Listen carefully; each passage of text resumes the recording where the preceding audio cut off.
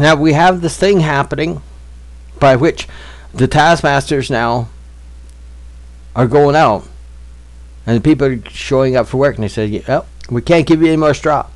The Pharaoh has made an edict that you're going to have to go out and get your own straw." And so now the people are scattering all over the place. And verse 11 says, "You got to go out and get your straw for yourselves wherever you can find it, but not 1 ounce of your labor, not 1 ounce of your task. You got a work quota happening here. Not one drop of it is going to drop below there. You're going to have to get this done. I don't care what time you go to bed. I don't care what time you do this, but you're going to have a work quota, and you're going to have to fulfill it, and you're going to have to get your own straw." And the immediate reaction in North America since that declaration has come out, we're not going to give you any more straw. We're not going to give you any more loans. There's no more. We can't afford to give you any type of corporate welfare handouts. Not Mr. Small Businessman. You're going to have to get your own straw. You're going to have to get your own investments. They'll give $1 billion to a fat banker for a bailout. But small businessman, which puts his money in that bank, who's lost over $1 billion, gets not a nickel. And he shuts his business, and he cries because he can't afford it anymore. He's overtaxed. He can't keep staff around because of the costs. And he has to go support himself and his own family by trying to find work. And small mom and pop companies are shutting down while fat bankers are getting rich. They're going, well, we can't afford free health services, but Mr. Fat Businessman can get them. And he gets those jobs of the courtesy of your money. But you can't afford. I got a sister in the States right now who's in a toxic home. The house should be condemned. She should be moved out. She should be put up in a nice home. She has children. She can't get a nickel. Not a nickel. What does the Bible tell us in the Torah, my friends, about widows and orphans and poor? And you're wondering why your economy, North America, is going to hell in a handbag when 2 to 10%, 2 to 5% of the homeless are the mentally unfit. What's the average of the guy who could have a job, who's lost his job, and because he lost his job, has now lost his home? Because he lost his home, there's no recourse of getting a job. You need a home to get a job. You need a job to make the money. You need the money to pay the bank. You need the bank to have your mortgage. The insurance against your mort, your death. Now they've got all your money and everything you've earned. And we're caught in this insanity of this spiral going over and over, trying to get the straw and keep ourselves alive, our families alive. And dad has to go out and work 4 or 5 jobs just to make ends meet. And mom's working 2 or 3 jobs just to help out. And the children are working at McDonald's and delivering papers and doing what they can just to make ends meet. And you sit there and the economics have taken a nosedive, and the value of your house has gone from $100,000 in the last 20 years to over $800,000, and suddenly it's worth nothing and you can't sell. You can't get your investment out of it. Because you're going to lose money now in your investment. And lo and behold, what do you know? Rent hasn't decreased, so you can't rent. Your cost of rent is still high. But you can't afford to buy. So you wind up with the streetless.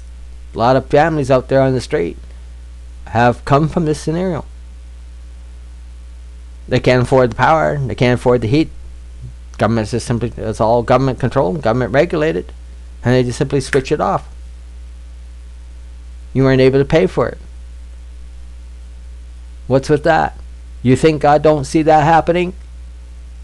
Talk to me, people. These people that are arguing with me and saying that we need to stop this.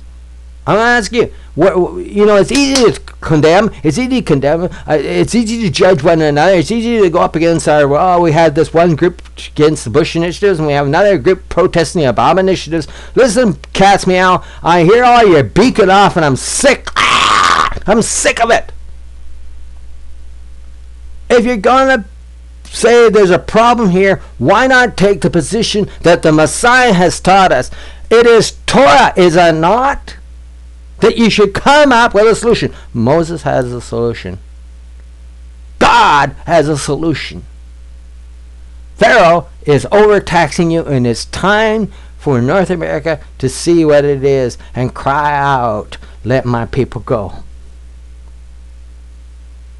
Complete your work quota, your daily amount, just as if you had been given the straw. We're not going to invest in Mr. Poor Man, little mom and pop business. It's too risky. But we'll throw $1 billion in Chrysler. Who squandered it on what? Union gov jobs? Union pay? You think that's bad? How about in Japan, which laid off how many thousands of workers to employ what? Robots. Robots. What Five Guys do in... You want to know what's going on? I'll tell you why Chrysler's bucking for it. They want the robots. Why should I pay you $80 an hour when I can get a robot to do it? For a price of a gallon of gas maybe, and squirts of oil when it needs it. We say, oh yeah, but who's going to fix the robot? One man can fix 5 robots. One robot doesn't work with 20 men. You do the math. Come on, America. Come on, Ken, I'm talking to you too. Don't think because I'm picking on the states that I ain't going to let you up, because you've been just as bad. North America, it's time to wake up and see the patterns of who your master, your taskmasters are, and know who the Pharaoh is.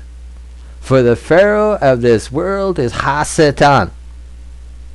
And if you're going to get involved with the corporate politics, who are the taskmasters of the world today, who are in alliance with the Pharaoh of this world, you are not of his world. You're of their world. I have an expression for you. Learn it. In your world.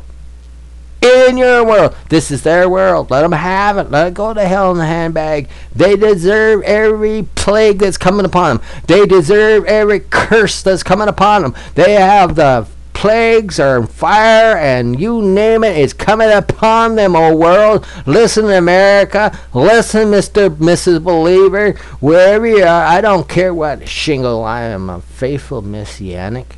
I am a faithful Torah observant Jew. I'm a Christian. You can name all those labels you want to. But if you don't listen to the words that I'm speaking today, you will hear the words, I don't know you. It's time to stop the beacon off, blah, blah, blah, blah, blah, and set yourself apart and come back to the area that's going to make it right. Furthermore, this on my next broadcast.